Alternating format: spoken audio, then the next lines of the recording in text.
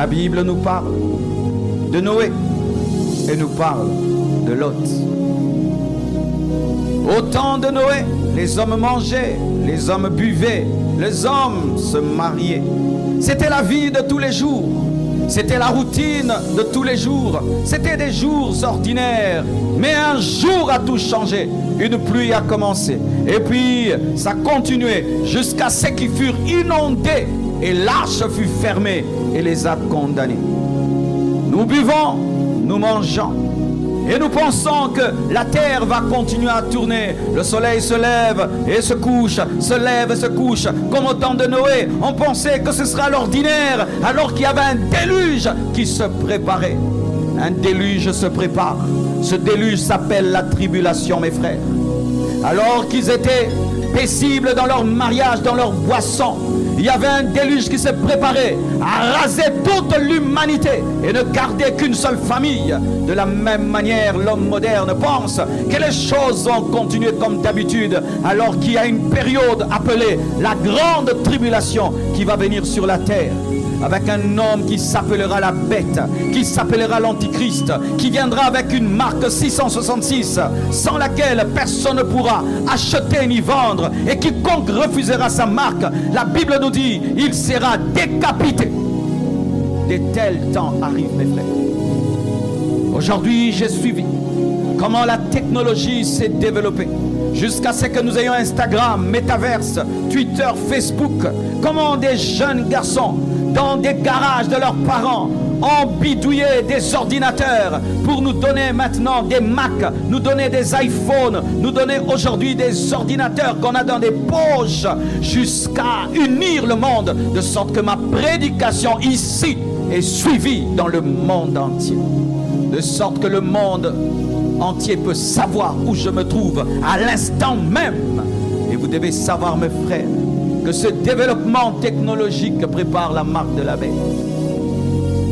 Les Illuminati ne travaillent pas à développer la technologie pour que nous ayons des beaux ordinateurs. Non.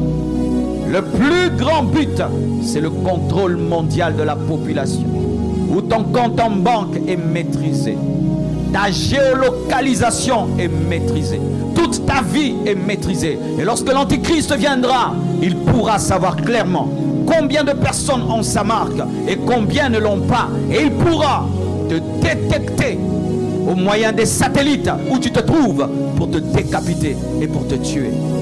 Mes frères et sœurs, nous avons eu le corona qui a commencé en Chine, qui s'est répandu dans le monde entier. Il fut un temps quand je voyais les Chinois porter des masques dans les aéroports, je me disais, ça c'est quoi? Mais voilà que l'humanité tout entière a porté le masque. Et sans le masque, tu ne pouvais. Sans le masque, tu ne pouvais. On a eu peur de ne pas entrer dans des bureaux, de ne pas entrer dans des avions. Et tout le monde a porté le masque. Je ne dis pas que le masque est la marque de la bête. Mais vous devez savoir, mes frères et sœurs, le comportement de l'humanité face à cette épidémie a révélé qu'au nom de la peur, il est possible de diriger l'homme. Et l'Antichrist dira, si tu n'as pas ma marque, tu ne manges pas. Si tu n'as pas ma marque, tu ne voyages pas. Si tu n'as pas ma marque, tu n'as pas de passeport. Si tu n'as pas ma marque, tu n'as pas de visa. Tu n'étudies pas, tu ne travailles pas, tu meurs de faim. Plusieurs l'accepteront. Le déluge est venu après que Noé soit entré dans l'arche. Et la tribulation viendra après que l'église soit enlevée. Car la vraie église ne passera pas par la tribulation, parce que la tribulation est appelée dans la Bible la colère de l'agneau. Et la Bible dit qu'il n'y a point de condamnation pour ceux qui sont en Christ. Mais sachez qu'une fois que l'église sera enlevée, étant donné que nous sommes le sel de la terre et la lumière du monde, les ténèbres viendront sur la terre, la pourriture entrera dans ce monde, parce que c'est le sel qui empêche la pourriture. Et une fois que l'église sera enlevée, la pourriture se manifestera. La bête, l'antéchrist, le fils du diable qui aura tout le pouvoir du dragon se manifestera. Ce sera un chef politique. Il sera le président des présidents. Il sera aussi un chef religieux. Pourquoi? Parce qu'il va contrôler le leader de la plus grande religion de la tribulation. Ce sera un homme éloquent. Ce sera un homme intelligent qui aura à la fois la puissance militaire, la puissance intellectuelle et la puissance spirituelle, satanique et démoniaque. Imaginez un chef d'État qui dirige d'autres chefs d'État, mais qui fait des miracles comme un pasteur, mais des miracles démoniaques et sataniques, et qui a toute la richesse, tout le pouvoir donné par d'autres chefs d'État. Et il te cherche. Comment pourras-tu échapper? Les quelques présidents que nous avons dans ce monde déjà nous terrorisent. Et alors celui-là, il sera 1000 fois plus puissant.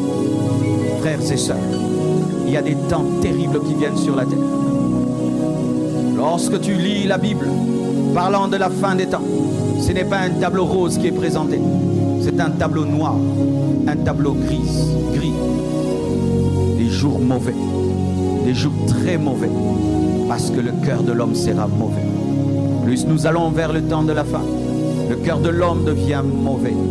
Et à cause de ce mauvais cœur, la cupidité, l'occultisme, la magie, l'incrédulité, l'athéisme, le rationalisme, l'humanisme, toutes ces choses sont en train d'ouvrir des portes aux démons jusqu'à ce que l'Antéchrist viendra.